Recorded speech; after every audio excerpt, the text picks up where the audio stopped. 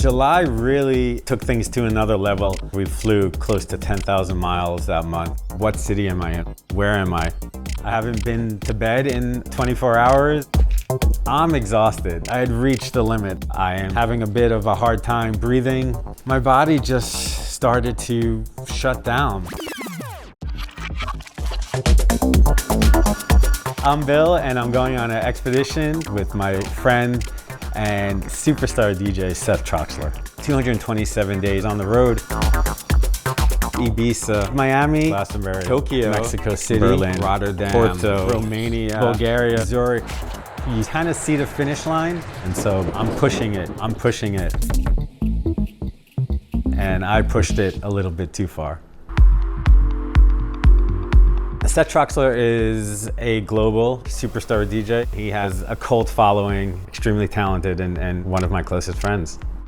Were you just making like content, like free content for some company to make like billions of dollars, trillions of dollars, albeit? And if you don't do it every day, that it's like you're not rewarded. And he was like, let's make a book. Come with me on tour. I love your photos. Let's capture like the human experience of being on the road. Miami and Tokyo is an incredible way to start off this project. And then it's a blur, like 5 cities that week, I think. Rotterdam, Porto, Romania, and ending in Ibiza for the Circo Loco opening. Anytime you land in Ibiza, you're excited. That drive from the airport, it never gets old. But this time, I knew what was ahead, which was the opening of Circo Loco.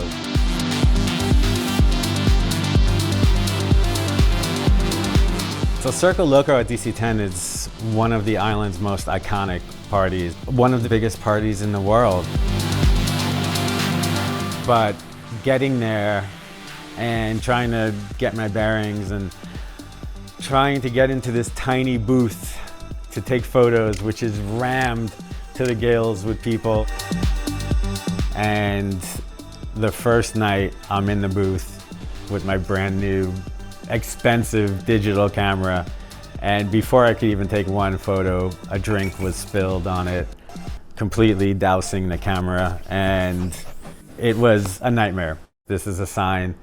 You should only shoot film. Don't shoot digital. Stick to the format that you wanted to use from the beginning. I think it had dawned on me, from this moment on, it was going to be intense.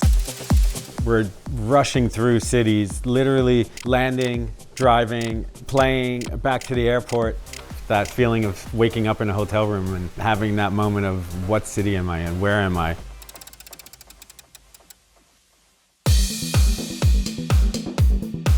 I wasn't sure I could be impressed by a festival or a party. I had seen and done it all, I thought, but Glastonbury was one that really stuck with me. It gave me that little boost of like feeling young again, walking around listening to bands and showing the aftermath as well, walking home at 9 in the morning and the absolute carnage. People literally sprawled out, sleeping. I haven't been to bed in 24 hours. It was a test of endurance. The photos kind of blend together and not knowing what city you're in next or where you were 2 days ago. We're jumping, touching the top of the pyramids, Parthenon, Mexico City for Day of the Dead. It's so many cities, naps on the floor, in an airport or in the lobby of our hotel waiting for our ride. Exhausting, completely. We were crisscrossing the Atlantic and 10 to 15 gigs in a matter of 2 weeks or 3 weeks, but Seth has a way of turning it on that is truly impressive. Sometimes he's had 15 minutes of sleep. He's had maybe a slice of pizza at the airport, but every single time he's up there. As soon as he gets on stage, snap, the switch is flipped and he's performing. It's an intense job. There was this hope going into it to show that side of it.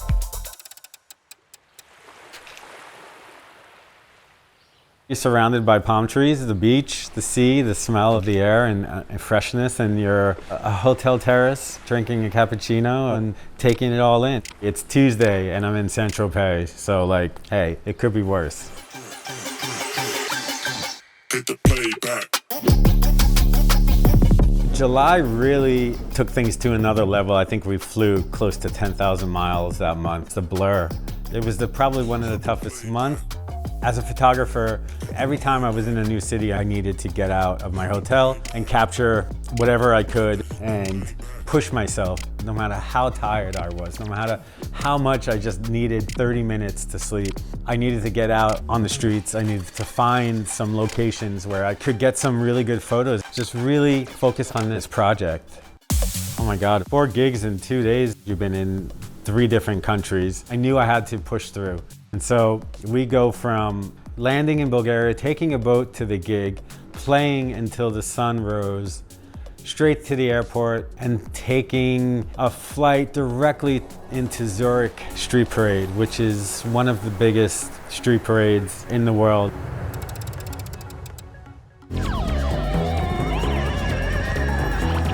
Over 1 million people gather on the streets of Zurich, and it is an absolute shit show. Our driver is knocking on our door. We need to get to the stage. Our food just arrived. Walking out with food in our pockets to get to the stage, which is basically walking through a sea of tens of thousands of people. And you get to the stage and you breathe a sigh of relief, and then there is absolute chaos when the sound completely goes out. There's no sound on the stage. In the middle of his set, there's an 18-wheel truck with a super sound system blasting music that is stuck in the middle of a sea of people. Seth finally gets the music to start up again, but now he's competing with this super sound system. It's a purgatory of music and chaos. It was a nightmare. It was one of those gigs where the frustration, the exhaustion, it all kind of starts boiling up. I'm completely running out of battery, but we have to hop on a plane. We have a gig in Italy, but it's a private jet, so this will be nice and relaxing.